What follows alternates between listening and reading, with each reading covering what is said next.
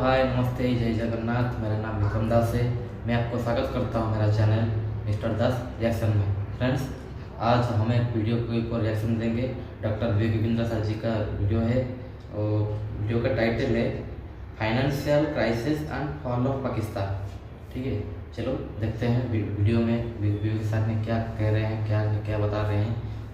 Video start करते हैं। ठीक है।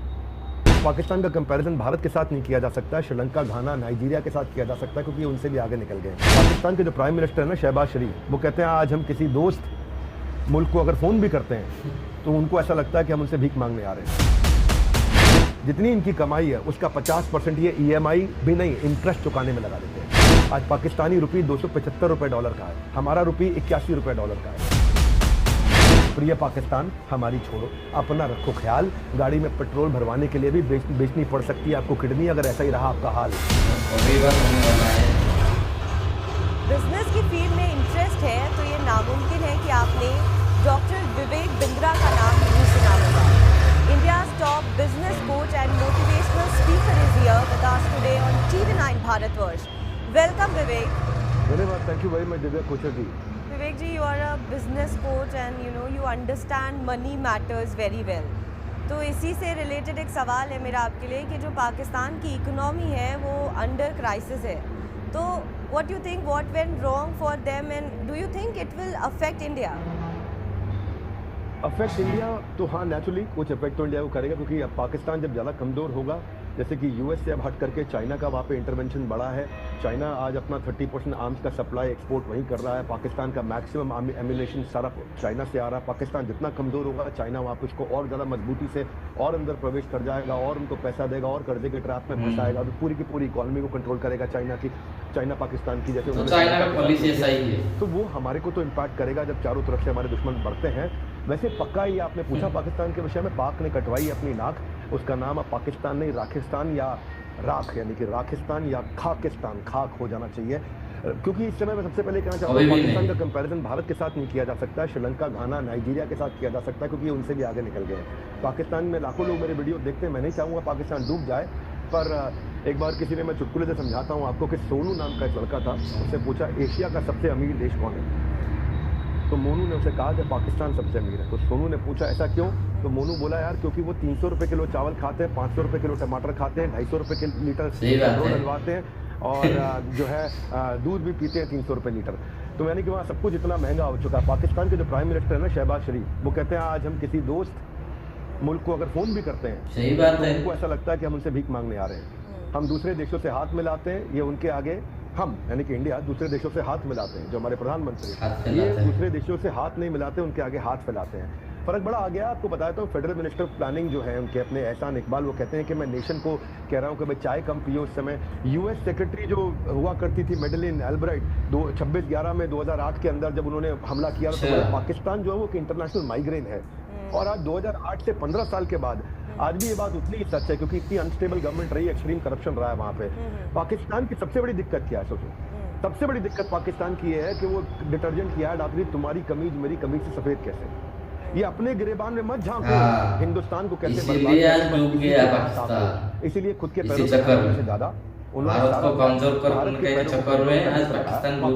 पांव गवा चुका है। कोई भी देश अपने इकोनॉमिक पावर को मजबूत करे, उससे मिलिट्री पावर मजबूत होती है। ये उल्टा चलते हैं, ये मिलिट्री पावर को मजबूत करते हैं, इकोनॉमिक पावर को मजबूत नहीं करते। देखो मैं आपको समझा देता हूँ। वैसे देवी जी आप समझो दिव्या कि मिलिट्री सपोर्ट को आप खरीद सकते हो, इकोनॉमिक सपोर्ट खरीद नहीं सकते, वो उधार लेना पड़ता है। दोबारा समझाता हूँ। आप आर्म्स, आप जो है, आप तीनों तरह की जो आपकी सेना होती है, जल, वायु, थल, तीनों प्रकार की सेना जो है, उसको आप खरीद सकते हो बाजार से, पूरी दुनिया से। लेकिन पैसा आप खरीद नहीं सकते, पैसा उधार लेना पड़ता है। तो ये आज दिक्कत क्या है कि इनको पैसे से अगर ये मजबूत हो जाते हैं तो दुनिया से आर्म्स खरीदते हैं। ये आर्म्स खरीदने में पैसा लगाते हैं, पैसा दूसरों से उधार लेना पड़ता है। ये हमारा हमसाया मुल्क है पर दूसरों के पैसों पे जीता आया है। हमसाया मुल्क है, दूसरों के पैसों पे जीता आया है, कभी चीन, कभी अमेरिका, कभी IMF, और उसका इस्तेमाल भी अपने विकास की जगह दुनिया को नाश करने में लगाता आया है और दूसरों के पैसों पे जीता है। जो पी है ना पाकिस्तान में, वो ऐसा है दिव्या, समझो परेशान पड़ोसी, वो है पी। पाकिस्तान का पी है परेशान पड़ोसी। दिव्य, आपके घर के आसपास जरूर ऐसे पड़ोसी होंगे जो बड़े फ्रस्ट्रेटेड नेबर होते हैं, बालकनी में बैठ के देखते रहते हैं कि पड़ोस के घर में क्या नया आया, कौन सा फ्रिज आया, कौन सी गाड़ी आई, कौन सा टीवी आया। हमारे पास, भारत के पास दूरदृष्टि है, इनके पास दूरबीन है।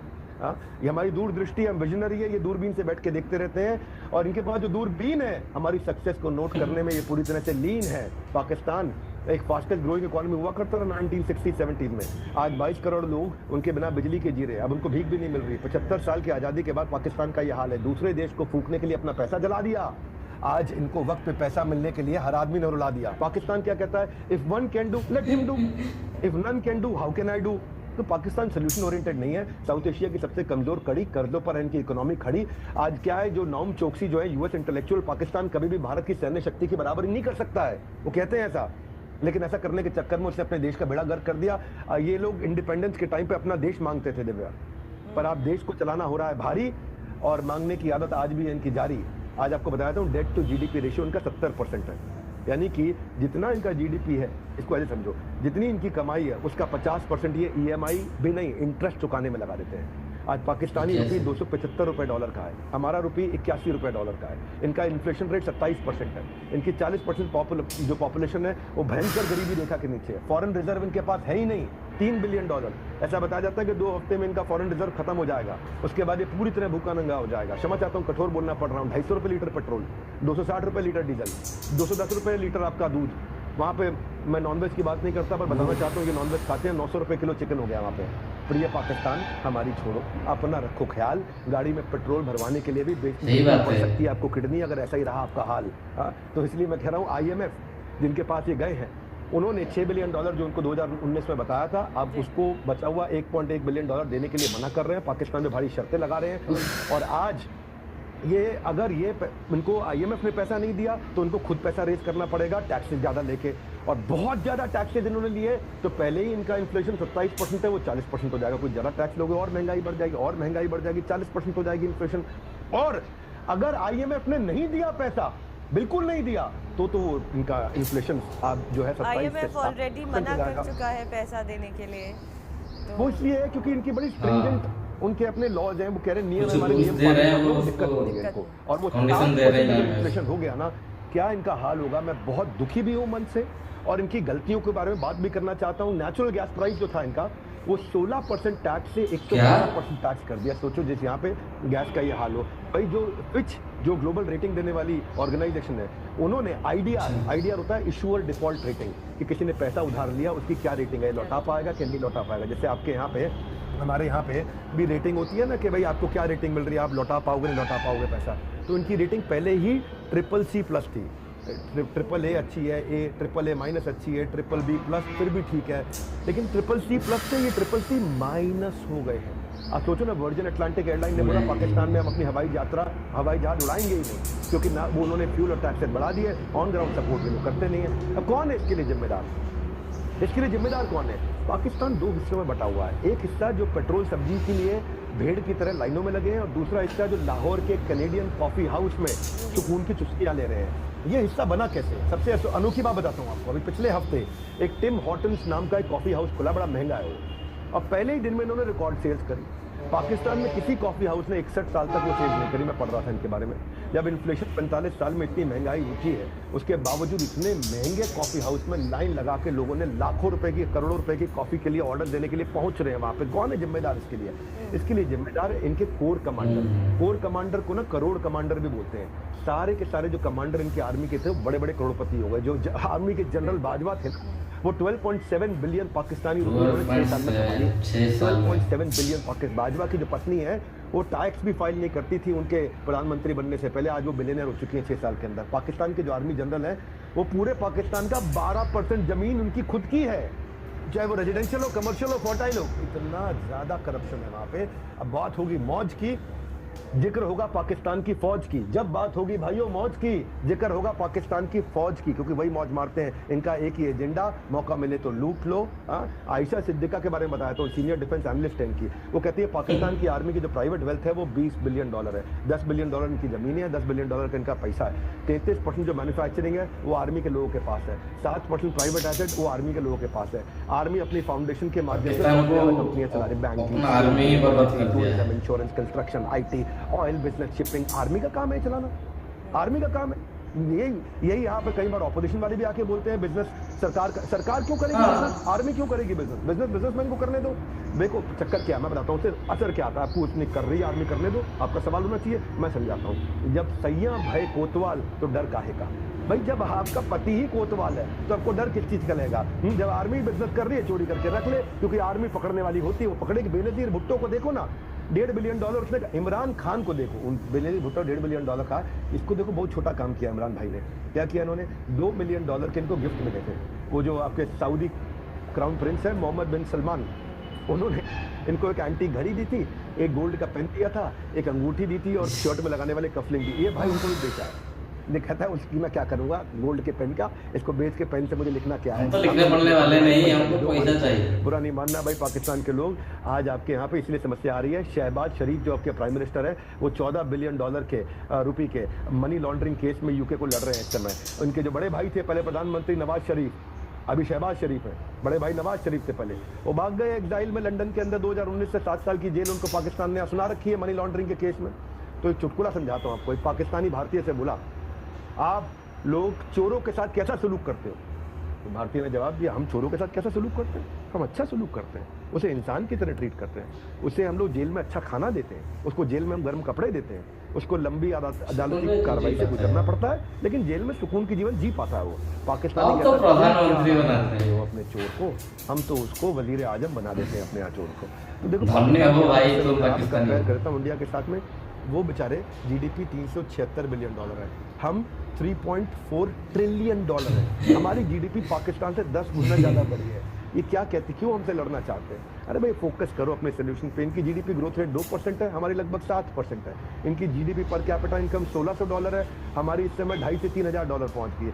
इनके यहाँ इन्फ्लेशन रेट 27 से 60% जा रहा है, हम लोग 5% इन्फ्लेशन पे हैं। इनके यहाँ फॉरेन रिजर्व है ही नहीं, खत्म हो चुका है, $2 बिलियन बचा है। हमारे यहाँ फॉरेन रिजर्व लगभग $650 बिलियन है, 6th इन द वर्ल्ड। हम इनसे 200 गुना ज्यादा, 200x। विवेक जी अभी फिलहाल जो है हम इंडिया से तो कोई कंपैरिजन है नहीं पाकिस्तान का, लेकिन जिस तरीके से, जिस क्राइसिस से जो है पाकिस्तान गुजर रहा है, तो आसपास की पॉलिटिकल पार्टी इमरान खान, शहबाज शरीफ में जो है छीटाकशी चल रही है।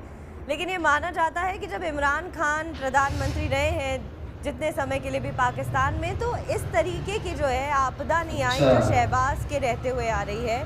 तो क्या आपका मानना होगा कि कंपेरेटिवली शहबाज शरीफ से इमरान खान पाकिस्तान के लिए बेहतर प्रधानमंत्री थे? नहीं, मुद्दा ये है कि ये बेहतर थे कि नहीं थे, आप ये समझ लीजिए। आज बहुत बदतर है। मैं ये बताऊं कि देखो, अब आप मुझसे बोले कि 2 चोर में बताओ कौन बड़ा चोर कौन छोटा चोर। आप बांग्लादेश से कंपेयर करो ना, हालत क्या कर दी है इन्होंने। बांग्लादेश ही इनसे बहुत आगे है इस समय। आप बांग्लादेश से शुरुआत में कंपेयर भी कर रहे थे। आप सोचिए ना, आज पता है समस्या क्या है। आज समस्या ये है कि आज भारत की तरफ पूरी दुनिया देख रही है रशिया और यूक्रेन कॉन्फ्लिक्ट में कि हम रिजॉल्व कराएं। भारत दूसरा सबसे बड़ा डोनर बन चुका है लोगों को गरीबी से, तकलीफों से बाहर निकालने के लिए दुनिया के अंदर। $70 बिलियन हमने आज इंडिपेंडेंस से अब तक दूसरे गरीब देशों को दान किया है। और इनको देख लो, $70 बिलियन छोड़ो, इनको कोई $7 बिलियन, कोई $1 बिलियन। आज तो टर्की पाकिस्तान की बेइज्जती कर रहा है। अजीम जमाल जो है वहाँ पे प्राइम मिनिस्टर ऑफ टर्की के जो स्पेशल असिस्टेंट है, वो कह रहे हैं भैया शहबाज शरीफ मत आना यहाँ पे, हम तुम्हारे को यहाँ पे नहीं देख सकते इस समय। पाकिस्तान क्या बोल रहा है, अच्छा चलो छोड़ो, अब आपके यहाँ तकलीफ है, हम आपसे अभी इस समय और दान नहीं मांगेंगे, हम आपकी मदद करना चाहते हैं, हम आपको दान ही नहीं मांगेंगे आपसे। ये क्या मदद करी भाई तुमने। आप ये छोड़ो, अब मैं आपको समझाता हूँ। ये सारा समस्या इसलिए है क्योंकि इन्होंने ध्यान नहीं दिया। ये पाकिस्तान एम्बेसडर जो चाइना के, वो बोलते हैं कि हमारा चाइना से जो रिश्ता है वो पहाड़ों से ऊंचा है, वो समुंदर से गहरा है, वो स्टील से मजबूत है, वो स्वीटर देन हनी है। तो चाणक्य पंडित ने कहा था, एनिमीज एनिमीज अ फ्रेंड, दुश्मन का दुश्मन दोस्त होता है। उसी चक्कर में चले गए क्योंकि चाइना इनको कश्मीर पर सपोर्ट करता है। UNSC में जब इंडिया आकर के कोई रेजोल्यूशन पास करने की कोशिश करता है, वो वीटो पावर के साथ में टेररिस्ट जो ऑपरेट कर रहे हैं पाकिस्तान में नॉकडाउन कर देता है, क्योंकि चाइना के पास जो पावर है इस समय, तो वहाँ उसको सपोर्ट करता है।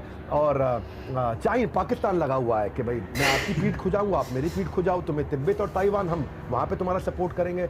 तो पाकिस्तान के लिए बेसिकली इंपॉर्टेंट क्यों है चाइना, क्योंकि वो अमेरिकन इन्फ्लुएंस को काउंटर करने में मदद कर रहा है। चाइना जो आज 72% पाकिस्तान की आर्म्स की डिमांड पूरी कर रहा है। 43% चाइना के जो आर्म्स है वो पाकिस्तान को एक्सपोर्ट कर रहा है। बाकी पूरी दुनिया को 53%, केवल पाकिस्तान को 47% आर्म्स दे रहा है इस समय। तो अमेरिका जब अफगानिस्तान से बाहर हुआ था ना, जब जिस समय अफगानिस्तान से बाहर हुआ तो चाइना को लगा अब अमेरिका घुसना नहीं चाहिए, इसलिए चाइना वहाँ घुस गया। और ये लोग मिल करके सोचते हैं कि ये इंडिया को तंग करेंगे, चाइना का इन्फ्लुएंस यहाँ बढ़े, यूएस की पावर अथॉरिटी कम हो जाए। और फिर उसको चाइना को ये भी लगता है भाई मेरी ग्लोबल इमेज अच्छी होती है दुनिया के सामने, मैं खुद को अच्छा दिखा रहा हूँ कि भाई मैंने तो वीकर कंट्री की मदद करी है, पाकिस्तान तो गरीब देश है, माँ की मदद कर रहा है। बहुत बुरा हाल है पाकिस्तान में, इसीलिए चाइना उसका फ़ायदा उठा रहा है। 9/11 के बाद, उसामा बिन लादेन के बाद में यूएस और पाकिस्तान के रिलेशनशिप खराब हुए थे। तो चाइना भी जो है कर्ज नहीं दे रहा है पाकिस्तान को, क्योंकि शहबाज शरीफ जब से आए हैं तब से अमेरिका से जो है उनके रिश्ते वो बनाने में लगे हुए हैं, और इस चक्कर में जो है चाइना ने भी एक टर्न ले लिया है। और इस वक्त चाइना भी पाकिस्तान की आर्थिक मदद नहीं कर रहा है, सऊदी अरब नहीं कर रहा है, कोई अभी कर्ज देने के लिए तैयार नहीं है। एक पिक्चर आपने देखी थी, हेरा फेरी थी, कौन सी थी, कहता है बाबूराव का स्टाइल है, ये चाइना का स्टाइल है। ये थोड़े दिन के लिए चाइना वेट कर रहा है, ये देख रहा है कि लौट के उनके पास आएंगे और तब जो है उसके पास नेगोशिएशन पावर बढ़ चुकी है। ये और लूटेगा। बड़े लुटेरे जो होते हैं ना, वो क्या करते हैं, सामने वाले को पहले बर्बाद उन्हें देते हैं, फिर जाकर के खाते हैं, सस्ते में मिल जाता है। देखो जैसे ना, ये ऐसे समझो उसको, एक कंपनी है हमारे देश के, मित्तल जी की एक कंपनी है स्टील की, आर्सिलर स्टील मित्तल जो है ना, तो आर्सिलर मित्तल यही करते हैं, वो एक्विजिशन पे काम करते हैं। 100 रुपए की चीज़ को 20 रुपए में खरीदते हैं, जब वो डूब रही होती है तब उसे खरीदते हैं, और 100 रुपए की चीज़ को 20 में खरीद के उसको, वही तो बिजनेस होता है। चाइना यही करना चाहता है। चाइना अभी इस समय हर समय आगे रहे, ले लो हमसे ले लो, तो चाइना की इज्जत नहीं होगी। तो ये आप इसको हेरा फेरी पिक्चर के बाबूराव की तरह देखो, ये बाबूराव का स्टाइल है, चाइना का स्टाइल है, इसलिए थोड़ा रुक करके आया है।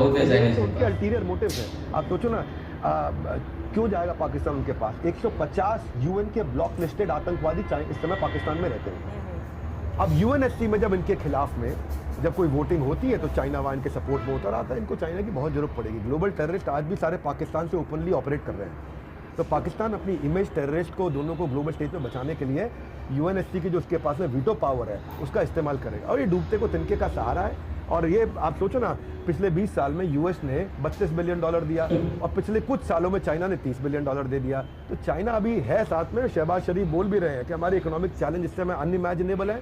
IMF जो बोल रहा है वो हम मान नहीं सकते, और अगर हम नहीं माने तो हम कहीं के रहेंगे नहीं। तो इसलिए अभी ये दोनों तरफ ट्राई मारते रहेंगे, और चाइना तब इनको सपोर्ट करने के लिए आएगा। वैसे भी आपको बता दूं, पिछले लगभग 75 साल की आज़ादी में ये 23वां बेल आउट है पाकिस्तान के लिए। हर 3 साल में पाकिस्तान कटोरे के लेवल पे आ जाता है भिक्षा मांगने के लिए, और उसके बाद IMF आकर के उसको जिंदा करता है मरे हुए पाकिस्तान को। तो 75 साल में 24 बार इस समय ये अब तक जाकर IMF से बेल आउट ले चुके हैं। पूरी दुनिया में इतना बेल आउट किसी ने नहीं मांगा, पूरी दुनिया में। ये एकमात्र ऐसा देश है जो हर 3 साल में बैंक करप्ट होने के एवरेज निकाल के बता रहा हूँ, ये नहीं कह रहा हूँ हर तीसरे साल होता है, पर एवरेज हर 3 साल में खत्म हो जाता है। सऊदी अरेबिया से ये कोशिश कर रहे हैं अभी 4 बिलियन के लिए, UAE से कोशिश कर रहे हैं 1 बिलियन के लिए, और चाइना को ये 1.5 बिलियन के लिए रिक्वेस्ट कर चुके हैं। 1 बिलियन के आसपास IMF से भी ट्राई कर रहे हैं। अब देखो आगे क्या होता है। इंडिया के साथ में, मैं समराइज कर देता हूँ, इंडिया के साथ में पाकिस्तान का कमजोर होना, साउथ एशिया और पाकिस्तान पर चीन की पकड़ और ज़्यादा मजबूत बना देना है। जितना ज़्यादा इंडिया ये कमजोर होगा, चीन और अंदर घुसेगा। IMF बेल आउट नहीं करेगी, चीन फिर से हीरो बनेगा, पाकिस्तान का इस्तेमाल करके भारत को घेरने में लगेगा। इंडिया के 2 पड़ोसी श्रीलंका और पाकिस्तान दोनों कमजोर, तो सार्क और ज़्यादा कमजोर, तो चाइना और अंदर घुसता है। और पाकिस्तान के लिए अगर आप मुझसे पूछें सुझाव क्या है, सुझाव ये है कि पाकिस्तान को अपनी इकोनॉमी में भरोसा देने के लिए एंटरप्रेन्योर्स को आगे बढ़ाना चाहिए। शॉर्ट टर्म, लॉन्ग टर्म दोनों पे काम करना चाहिए। शॉर्ट टर्म में मतलब IMF और चाइना से पैसा उठाए, और लॉन्ग टर्म में रिस्ट्रक्चर करे एनर्जी स्ट्रक्चर सेक्टर को, कैश की इकोनॉमी को बंद करे। जो कच्चे के धंधे चल रहे हैं, इनके यहाँ सारे काम कच्चे में हो रहे हैं, मनी सर्कुलेशन के, उसको बंद करें। टेररिज्म को रोके। 20% इनकी GDP कच्चे में चल रही है, और स्ट्रेटेजिक लोकेशन है भाई, इनकी लोकेशन बहुत अच्छी है देवी जी। ये साउथ एशिया, सेंट्रल एशिया और वेस्ट एशिया के बिल्कुल बीच में बैठे हैं। रीजनल इकोनॉमिक हब है ये। अगर वहाँ इंफ्रा अच्छा कर दें और ग्लोबल ट्रांसपोर्टेशन के लिए इंफ्रा अच्छा कर दें, सड़कें बनाए जहाँ से क्रॉस बॉर्डर ट्रांसपोर्टेशन और बिजनेस अच्छा हो, तो और रेवेन्यू जनरेट करेंगे। एक्सपोर्ट इनके हो नहीं रहा, उसको कराएंगे, जिसके कारण खत्म हो गया। लेकिन जिस तरीके का टेररिज्म बढ़ रहा है, अब तो इनके साथ वो सिलसिला हो गया है स्नेक्स इन द बैकयार्ड।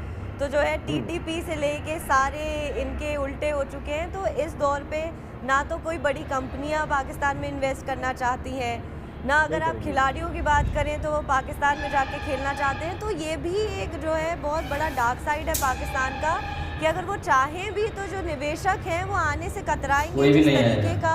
का जो भी है वो सब निकल के जा रहे नहीं हैं। आगे दिव्या, आपने बिल्कुल ठीक बोला। इस सब ना लीडरशिप पर डिपेंड करता है। जब लीडरशिप पाकिस्तान में तो लीडर लॉन्ग टर्म, जो भी मैं बहुत सालों के बाद जो भी हो हमारी गया इस वित्त उनका मंत्री की औकात ही तारीफ कुछ नहीं करता हूं, है। क्योंकि इन्होंने सेना का जो बांटने भी की चक्की जगह जनरल है लॉन्ग टर्म उसके हिसाब इंफ्रास्ट्रक्चर से पैसा चलाता लगाया है, है। जिससे इकोनॉमी बचती है। बांटने से इकोनॉमी घटती है। 1 रुपए की रेवड़ी आर्मी लगाओ, जिसको 90 चाहेगा पैसे वो की यही economic बनाएगा। activity होगी, और 1 रुपया इंफ्रास्ट्रक्चर पर लगाओ, 3.5 रुपए की इकोनॉमिक एक्टिविटी होगी। इन्होंने जो हमारी सरकार ने अच्छा काम किया है, मेरे लिए ये वित्त मंत्री बहुत बुद्धिमान रही है। मैं चाहे वो किसी भी पॉलिटिकल पार्टी की होती, आज ये कांग्रेस की होती तो भी इनकी तारीफ करता, आम आदमी पार्टी की होती तो भी करता, बीजेपी की है तो भी करता। तो मेरा जब आप political आपने party वित्त की मंत्री का नहीं है। जिक्र कर दिया है तो मैं चाहूंगी कि आपके जवाब के साथ जो है आप बजट पर भी जो है कुछ अपना बता दें जनता को कि इस हालांकि बजट, लेट हो गया, लेकिन फिर भी आपने पूछा है। बजट पे मैंने काफी चर्चा आपने already वित्त कर चुका मंत्री हूं, का पर जिक्र जरूर। किया तो फिर मुझे लगता है कि बजट पे अगर आप कुछ अपना बता दें तो फिर- देखो आप ऐसे समझो 4.5 लाख करोड़ से 5 लाख करोड़ से 7 लाख करोड़, 7 से 10-12 लाख करोड़ इस समय इन्होंने जो इंफ्रा पे इन्वेस्टमेंट बहुत जरूरी होता है। इंफ्रा पे इन्वेस्टमेंट बहुत जरूरी होता है। वही हमारी इकोनॉमिक एक्टिविटीज़ को पुश देता है। आप सोचो 25 किलोमीटर की छोटी सी नोएडा एक्सप्रेस वे, उसके कारण 1 लाख मकान बन गए, उसके कारण 25,000 ऑफिस बन गए, उसके कारण मॉल्स बन गए, उसके कारण जॉब भी मिलता है। एक्टिविटी हुई। तो इंफ्रास्ट्रक्चर में पैसा लगाना ये लॉन्ग टर्म में बहुत बेनिफिट देता है। इस सरकार ने अपनी कमाई को भी बढ़ाया है। 10 लाख करोड़ से लगभग 13 लाख करोड़ का टैक्स कलेक्शन भी इन्होंने किया है। और इन्होंने सबसे डिफिकल्ट समय में जब आस पास में सबका हो गया था हाल बेहाल, हमारी अभी भी मजबूती से चल रही है चाल। इसका कारण यही है कि डिसीजन उन्होंने लॉन्ग टर्म लिए हैं, शॉर्ट टर्म नहीं लिए हैं। और कुछ कमियां तो सारे बजट में रहती हैं, एक बजट कोई संपूर्ण परिपूर्ण तो होता नहीं, ये भी परिपूर्ण नहीं है। लेकिन मैं जब ये एंटरप्रेन्योरशिप को इंफ्रास्ट्रक्चर में पैसा लगाते तो मुझे लगता है ये लॉन्ग टर्म चलेगा। ये अमृतकाल वाला बजट वास्तव में था। तो मैं इस बजट को हमेशा आसानी से 8 नंबर देता हूँ 10 में से। पर बहरहाल आपने, मैं जाते वक्त ये कहूँगा कि बहुत लंबा आप लोग का समय नहीं लूँगा, ये ज़रूर कहूँगा पाकिस्तान के विषय में कि पाकिस्तान में 2 पाकिस्तान है। एक टिम हॉर्टन्स के बाहर लाइन लगाता है, दूसरा एक बोरी आटे के लिए लड़ रहा है। 1 करोड़ के बजट पर जो फौज वाला है, फौज का आदमी 1 करोड़ के बजट पर ऐश कर रहा है, दूसरा IMF की तरफ कटोरा लेके खड़ा है। एक तरफ इनके यहाँ 4 सूबे हैं, एक तरफ सूबा आज़ाद होने की कोशिश कर रहा है, दूसरा जम्मू कश्मीर के लिए छाती पीट रहा है। एक पाकिस्तान भूख से मर रहा है, दूसरा पाकिस्तान एटमी पावर की शान बघार रहा है। तो वहाँ 2 पाकिस्तान है। यहाँ पे बहुत डुप्लीशियस हो चुका है इस समय देश, लीडरशिप की बहुत कमजोरी है। इसलिए मैं कहूँगा ये वो मछली है जो पूरे तालाब को गंदा कर रही है, और वही मछली इस समय पाकिस्तान है जिसके बारे में अमेरिका ने बोला ही है कि इंटरनेशनल माइग्रेन है। अब जिसको ये फ़ोन करते हैं उसको लगता है पैसे मांगे। ऐसा होता है जब कहीं डेली मांगोगे तो कहाँ से देंगे भाई। जब समझ में आता सामने वाला तकलीफ में है, इसका फ़ोन आया पैसा मांगेगा। दोस्त भी जब नौकरी चली जाती है, लगता है इसका फ़ोन आया पैसा मांगे, फ़ोन उठाना बंद कर देते हैं। इसी तरह दुनिया ने इनका फ़ोन उठाना बंद कर दिया। मैं यही कहूँगा कि इनको लॉन्ग टर्म सोल्यूशंस पे काम करना चाहिए। धन्यवाद। डॉक्टर विवेक बिंद्रा, बहुत बहुत धन्यवाद। तो दोस्तों वीडियो यहीं पे ख़त्म हो गया है। मैं एक बात बताता हूँ,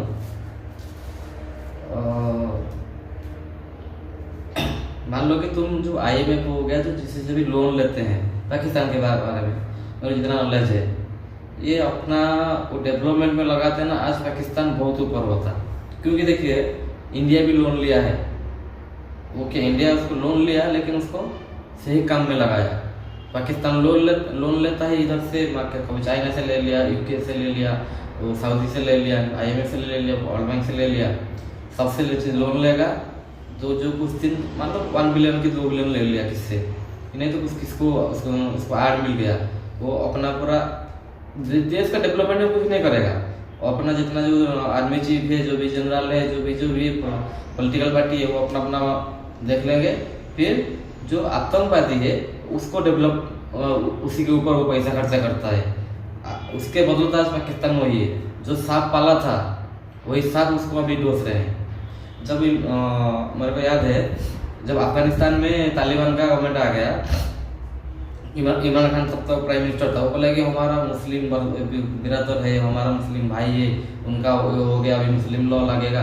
अभी कर TTP तहरीक तालिबान पाकिस्तान, वो भी तो तालिबान है ना। वो जब रशिया को हटाने के लिए अमेरिका का बात सुन के तालिबान बनाए थे, इससे तो निकला है ना, तो जो तरीके वाले पाकिस्तान जो टीटीपी वाले हैं, वही अभी वही टीटीपी वाला को डेली ठोक रहे हैं। डेली न्यूज आता है कि 10 आदमी मर गए, यहाँ पे बम ब्लास्ट हो गया, इस मस्जिद में ये हो गया कि कुछ हो गया। भाई तुम तो मुस्लिम वाले है ना, तो मुस्लिम तुम्हारा भाई है अपना भाई। हम तो मान लो कि हम तो हिंदू है कि जो भी है, हम काफिर है। तुम तो वही भी तुम्हारा मुस्लिम जो तालिबान है वो भी तो मुस्लिम है। वो क्यों तुम्हें मार रहे हैं, डेली मार रहे हैं। जब तक मैं एक बात बताता हूँ, जब तक पाकिस्तान में आर्मी का दबदबा रहेगा, तब तक कभी भी पाकिस्तान डेवलप नहीं कर पाएगा। एक प्राइम मिनिस्टर खासियत कुछ भी नहीं है, वो उनका आर्मी जो जिसको चाहेगा वो ही मिनिस्टर बनेगा, और जिसको चाहेगा जब चाहेगा तब वो हटा देगा। ऐसा ही होता है। आज नहीं, डे 1 से, जब से पाकिस्तान बना है 1947 से, तब से वही है। आर्मी देखा है कि ऐसे जो लोगों को, देश को जो होना है होने दो, हम पूरा का पूरा पैसा लेके हमको फॉरेन भाग जाना है, अमेरिका कनाडा, वहाँ पे जाके घर बनाना, जगह खरीद के घर बनाना है, वहाँ पे रहना है, वहाँ से जैसे लेके। इधर पाकिस्तान में कौन रहेगा, इतना गंदा ये चीज़ है, ये सब कुछ है, वही होता है। ठीक है, छोड़ो, पाकिस्तान अपना देखेगा वो। पाकिस्तान है ना, देश किस लिए बनाए थे भाई? जब इंडिया से अलग हुए थे, इसलिए अलग हुए थे। मेरे को तो नहीं लगता तुम्हारा इस्लामिक लॉ में जो भी 1% भी तुम पाकिस्तान में लागू करते हो। इस्लाम बोलते हो तुम, मुसलमान बोलते हो। इस्लाम में तो नहीं ऐसा है कि मेरे को इतना पता है, जो जैसे कि सूद नहीं लेते, जैसे मान लो लोन नहीं लेते हैं, तुम तो डे 1 से लोन ले रहे हो। क्या इस्लाम का ये कर रहे हो? ठीक है, छोड़ो, बात अलग हो जाएगा। पाकिस्तान है, देखते हैं क्या होता क्या नहीं। तो देख के, क्योंकि देखिए पाकिस्तान में हर कोई ऐसा नहीं है, फिर भी थोड़ा लगता है ऐसा। वहाँ पे भी इंसान है, हम भी इंसान हैं। हमारा मजहब ऐसा नहीं सिखाता है कुछ ये करो, ये करो, ठीक है। खराब भी लगता है कि 75 साल में, 75 ईयर्स में क्या से क्या हो गया। क्योंकि अभी विजय साहब वो बोल रहे थे कि 60-70 में भी वो बहुत डेवलप कर रहा था, इंडिया से डेवलप कर रहा था। वो अपना पैसे से डेवलप नहीं कर रहा था, उसको अमेरिका से पैसा मिल रहा था। क्योंकि अफगानिस्तान से जो हमारा रसिया का ये था, रसिया को हटाने के लिए अफगानिस्तान से पाकिस्तान अच्छा था, अमेरिका से पैसा मिला तो उसी के पैसे से वो कर रहे थे। ठीक है, छोड़ो, क्राइसिस तो अभी चल रहा है। भगवान करे कि ऐसा ना हो, बैंकरप्ट ना हो। अभी तो हो गया है, दिवालिया ना हो, अच्छा सही हो जाए। देखते हैं फ्यूचर में क्या होता है क्या नहीं। आज के लिए इतना ही। वीडियो का लिंक आपको मिल जाएगा डिस्क्रिप्शन में। सरकार चैनल का भी सब्सक्राइब कर लेना, और मेरा चैनल को ज़रूर सब्सक्राइब करना। और वीडियो अच्छा लगे तो वीडियो को लाइक करना, शेयर करना, और सब्सक्राइब करने के बाद बेल आइकन को भी क्लिक करना। अभी रखता हूँ। जय हिंद, जय भारत, जय जगन्नाथ।